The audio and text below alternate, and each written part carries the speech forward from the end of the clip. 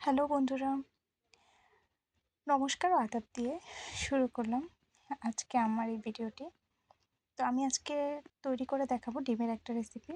মাছ মাংস ঘরে যদি কিছুই না থাকে, শুধুমাত্র ডিমের এই রেসিপিটা করে আপনি খুব সুন্দরভাবে করে নিতে পারেন, আর খেতেও দুর্দান্ত লাগবে। আমি ডিমগুলোকে আগেই সিদ্ধ করে নিয়েছি। এখন আমি এখানে মাটির কড়াইয়ে রান্না করছি। তো আমার মাঝে মাঝে মাটির কড়াই রান্না করতে খুব ভালো লাগে।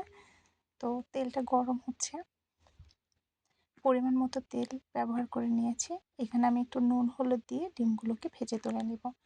নুন হলুদটা ব্যবহার করলে ডিম ভাজার ক্ষেত্রে ডিমটা ছিটকায় না, গায়ে হাতে পড়ার কোনো চান্স থাকে না।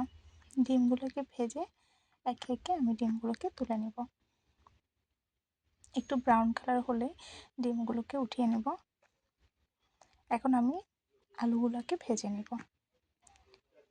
আমি আমার শেপ মতো আলুগুলো কেটে নিয়েছি। নুন হলুদ দিয়ে কিছুটা ব্রাউন কালার হয়ে আলুটা ভাজা হলে তুলে নিব। আমার আলুটা ভাজা হয়ে গেছে। এখন আমি এখানে দুটো তেজপাতা দিয়েছি। আপনারা চাইলে দারচিনি এলাচ ব্যবহার করতে পারেন। এবার আমি একে একে এখানে পেঁয়াজ বাটা আর রসুন বাটাটাকে ভেজে নিব।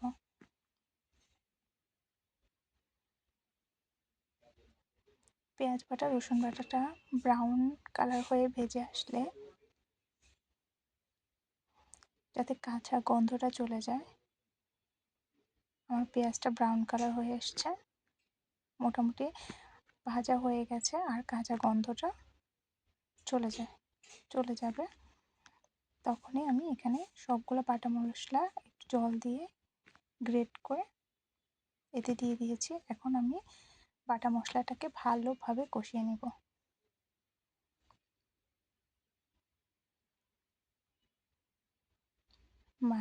মশলাটা কষানোর পর্যায়ে যখন তেল উঠে উপরে আসবে, তখন আমার মশলাটা প্রায় ভাজা হয়ে গেছে।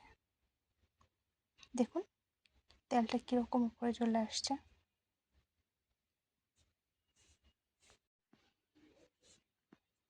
একদম যখন কষানো হয়ে গেছে মশলাটা, আমি এখানে কিছু কুচানো টমেটো ইউজ করেছি।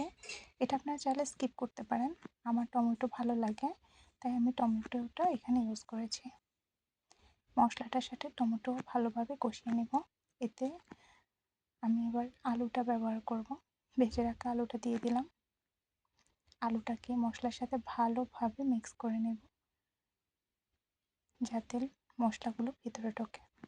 এবার ডিম দিয়ে পানি দিয়ে ঢেকে রাখবো।